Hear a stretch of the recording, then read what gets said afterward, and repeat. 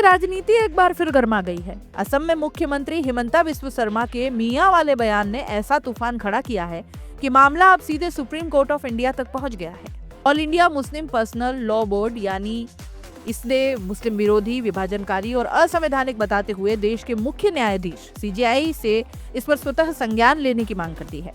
ये सिर्फ एक बयान नहीं बल्कि लोकतंत्र, संविधान और अल्पसंख्यक अधिकारों से जुड़ा गंभीर सवाल बन गया है। हाल ही में असम में मतदाता सूची की विशेष पुनरीक्षण यानी स्पेशल रिवीजन के दौरान मुख्यमंत्री हिमंता बिस्वा शर्मा ने कथित बांग्लादेशी मियां शब्द का इस्तेमाल करते हुए कहा कि ऐसे लोगों के खिलाफ भाजपा कार्यकर्ताओं ने 5 लाख से ज्यादा शिकायतें दर्ज कराई है। उनका दावा था कि अगर इन संदिग्ध लोगों पर कोई नोटिस नहीं जाता तो इसका मतलब होगा असम में एक भी विदेशी नहीं है, इसलिए शिकायतें जरूरी है। बस यहीं से शुरू हुआ बवाल। मुस्लिम संगठनों का कहना है कि मियां शब्द का इस तरह सार्वजनिक मंच से इस्तेमाल कर पूरे समुदाय को विदेशी साबित करने की कोशिश की जा रही है, जो सीधे सीधे नागरिक अधिकारों और मताधिकार पर हमला है।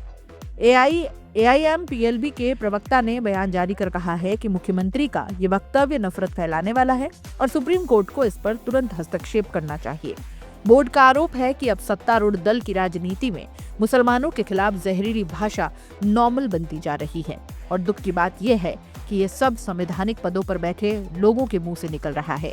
AIM-PLB ने न सिर्फ सीजेआई बल्कि राष्ट्रपति द्रौपदी मुर्मू से भी अपील की है कि असम मुख्यमंत्री के खिलाफ संवैधानिक कार्रवाई की जाए। इस मामले में जमीयत उलेमाए हिंद के अध्यक्ष मौलाना महमूद मदनी भी खुलकर सामने आए।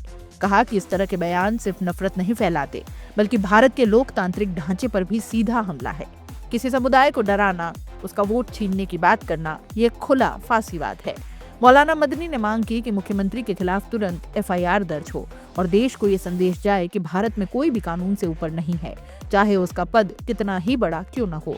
उन्होंने निर्वाचन आयोग, न्यायपालिका और नागरिक समाज से भी अपील की कि मूक दर्शक न बने और अपने संवैधानिक दायित्व निभाएं।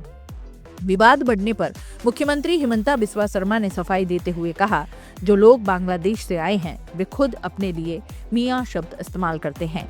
मैंने कोई नाम नहीं दिया, उन्होंने खुद मियां कविता लिखी है, मियां पोएम लिखा है।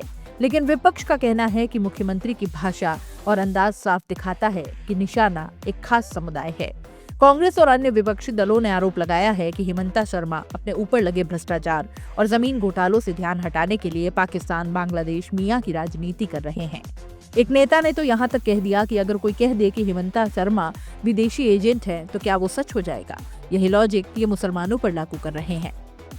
ये विवाद अब सिर्फ असम तक सीमित नहीं रह गया। सवाल यह है कि क्या किसी मुख्यमंत्री को पूरे समुदाय को विदेशी बताने जैसी भाषा इस्तेमाल करने का अधिकार है?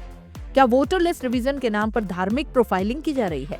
और सबसे बड़ा सवाल, क्या सुप्रीम कोर्ट इस पर स्वतः संज्ञान लेकर मिसाल कायम करेगा?